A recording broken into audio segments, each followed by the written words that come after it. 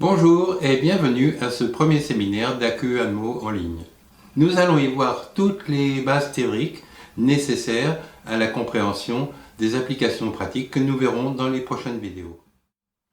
Par exemple, les barrières qui sont la source de pathologie de l'appareil locomoteur la plus fréquente, sujet auquel nous allons consacrer les 3 vidéos suivantes, est une notion qui n'est quasiment plus comprise en Chine contemporaine et donc de toutes les écoles qui copient la Chine contemporaine. L'erreur est de confondre la Chine actuelle et la Chine antique où l'on a créé l'acupuncture. Donc, la méthode que je vous propose, nous l'appelons AQUANMO. AQ parce que ça indique la façon de faire le diagnostic, c'est-à-dire basé sur l'acupuncture traditionnelle, mais l'acupuncture traditionnelle personnalisée, basée sur les perturbations du flux énergétique comme nous allons le détailler dans cette vidéo. Donc, puisque nous ne voyons pas l'énergie, nous allons utiliser un système mémotechnique. C'est ce qu'on appelle le raisonnement analogique, donc qui est un système mémotechnique qui va nous permettre de traduire les symptômes du patient en diagnostic énergétique et nous allons choisir le ou les points à traiter en fonction du diagnostic énergétique et non plus en fonction des symptômes eux-mêmes.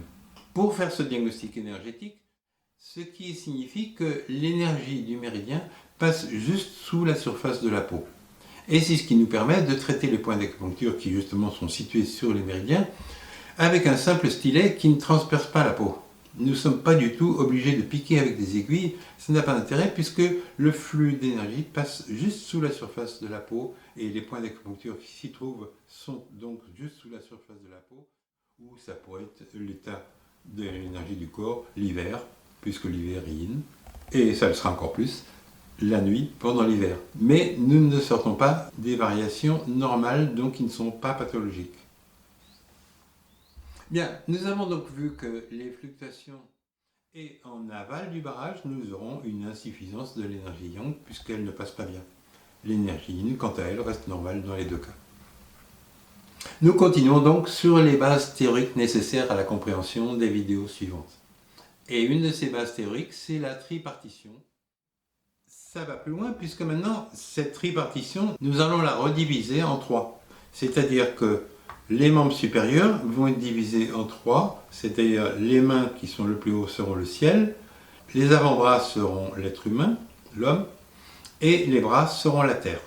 On verra tout à l'heure pour la tête et le cou. Au niveau du tronc, le thorax est le ciel. Maintenant que nous avons donné l'essentiel des bases théoriques dont nous avons besoin, nous pouvons commencer à citer les différentes perturbations qui peuvent être la cause des pathologies de l'appareil locomoteur, des douleurs de l'appareil locomoteur essentiellement. Nous avons dit tout à l'heure que toute douleur est due à une perturbation de la circulation de l'énergie. Or, il y a différentes variantes dans ces perturbations et c'est ça tout l'intérêt du diagnostic énergétique que nous allons faire. Il y a 7 types de perturbations qui peuvent être isolés ou associés pour créer la pathologie de telle ou telle personne.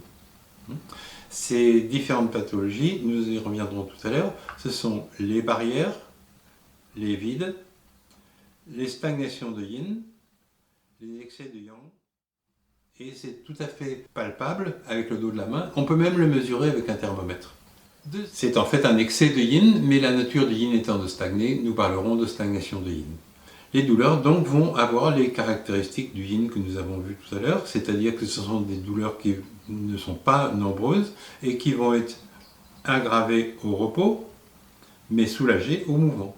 Elles seront éventuellement aggravées la nuit et soulagées le jour, ou même absentes le jour. Je vais maintenant vous montrer comment on stimule le point en réalité, bien que ce ne soit pas un vrai patient, mais ça fera l'affaire. Donc nous avons cherché le point précis où avec une pression forte nous aurons une douleur exquise alors que juste à côté il n'y avait pas de douleur. Une fois qu'on a repéré le point, on met la pointe du stylet sur ce point et on tient le stylet entre le pouce et l'index pour qu'il ne glisse pas sur la surface de la peau. Voilà pour cette vidéo donc. Nous verrons les applications pratiques de tout cela dans les suivantes. À bientôt!